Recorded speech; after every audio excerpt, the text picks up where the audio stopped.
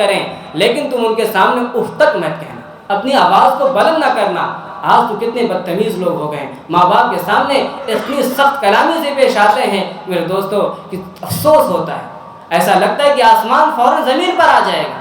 تو والدین کا نافرمان کبھی دنیا میں سکون سے نہیں رہ سکتا، والدین کا نافرمان کبھی دنیا میں سکون سے نہیں رہ سکتا ہے۔ اس لیے جنت کے حصول کے لیے جس طریقے سے اپنی دعاؤں میں آپ جنت مانگتے ہیں، اسی طرح جنت کے حصول کے لیے والدین کی خدمت کو ضروری سمجھیں، والدین کی خدمت کو ضروری سمجھیں۔ اور تیسری مرتبہ یہ فرمایا کہ اللہ کے سامنے اللہ کے نبی صلی اللہ علیہ وسلم کا نام لیا جائے اور آپ پر درود نہ بھیجے، وہ شخص ہلاک اور برباد ہو جائے، وہ شخص ہلاک و برباد ہو جائے۔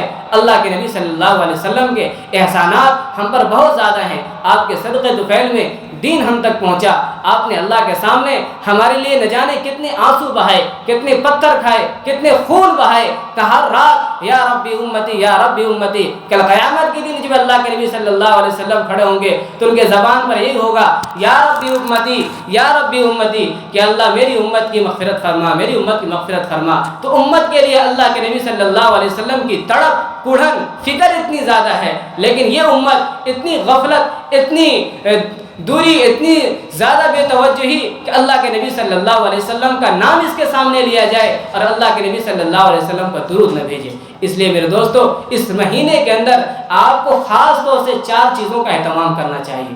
نمبر 1، کلمہ طیبہ، کلمہ طیبہ لا الہ الا اللہ کی کثرت ہونی چاہیے۔ ذکر ایسی عبادت ہے کہ آپ اٹھتے بیٹھتے چلتے پھرتے کھاتے پیتے ہر وقت کر سکتے ہیں۔ اللہ نے فرمایا یا ایھا الذین آمنوا اذکروا اللہ ذکرا کثیرا، اللہ کا ذکر جتنا ہو سکتا ہے اتنا کرو، ذکر جتنا ہو سکتا ہے اتنا کرو۔ فاذکرونی اذکرکم، تم مجھے یاد کرو گے تو میں تجھے یاد کروں گا۔ اب اگر پرائم منسٹر یہ کہہ دے کہ میں بھائی آپ جس وقت فون کریں گے میں فوراً آپ کا فون اٹھا لوں گا، آپ کتنا خوش ہو جائیں گے؟ کیا پرائم منسٹر ڈی ایم فلاں ڈھکا کہہ رہا ہے آپ جب ایک کال کریں گے میں فوراً کال اٹھا لوں گا؟ میرا رب کہہ رہا ہے فاذکرونی اذکرکم، تم مجھے یاد کرو گے تو میں تجھے یاد کروں گا، تم مجھے یاد کرو گے تو میں تجھے یاد کروں گا۔ آپ دل میں سچے دل سے اللہ کو یاد کر کے دیکھیے، اللہ آپ کو ضرور یاد کرے گا۔ اللہ آپ کا ذکر اپنے ملائکہ کے اندر فخر کے ساتھ ذکر کرتا ہے کہ دیکھو میرا فلاں بندہ مجھے یاد کر رہا ہے، تو اللہ اس فرشتوں کے اندر اس کو یاد کرتے ہیں۔ ہمیں چاہیے زیادہ سے زیادہ ذکر کریں لا الہ الا اللہ، لا الہ الا اللہ، کم از کم تو دن میں 200 مرتبہ آپ ذکر کریں لا الہ الا اللہ کا، اور ہر 8-10 مرتبہ کے بعد محمد الرسول اللہ پڑھ لیا کریں۔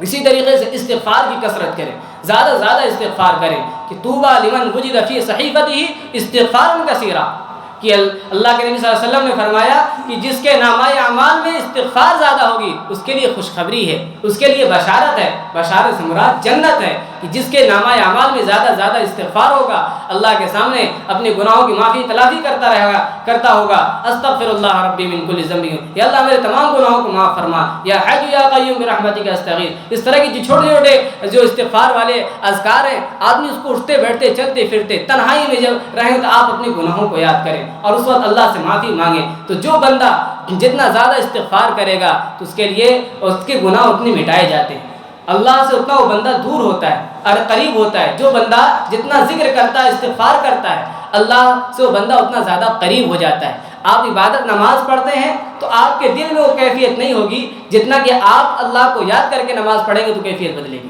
آپ نماز پڑھ کے چلے جاتے ہیں، آپ کے دل کو سکون نہیں ملتا، ٹھنڈک نہیں پہنچتی، پتہ نہیں چلتا آپ نے عبادت کیا کہ نہیں کیا۔ لیکن اپنی زندگی میں اگر آپ ذکر کی عادت بنا لیں، لا الہ الا اللہ کا ورد کرنا شروع کر دیں اور اللہ کا ورد کرنا شروع کر دیں اور درود پاک کی کثرت کر دیں تو آپ کے دل کو سکون ملے گا۔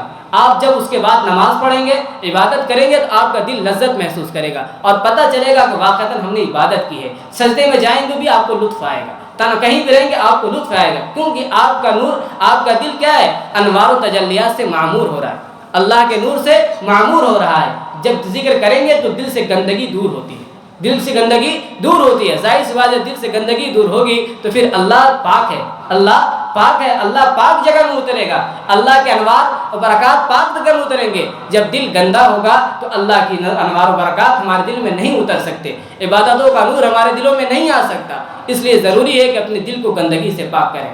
تو نمبر 1 لا الہ الا اللہ کا ورد کریں، نمبر 2 استغفار کی کثرت کریں، نمبر 3 جنت کی طلب ہو، جنت کی دعا مانگیں۔ اللہ کے نبی صلی اللہ علیہ وسلم نے فرمایا کہ تم لوگ جنت الفردوس مانگا کرو۔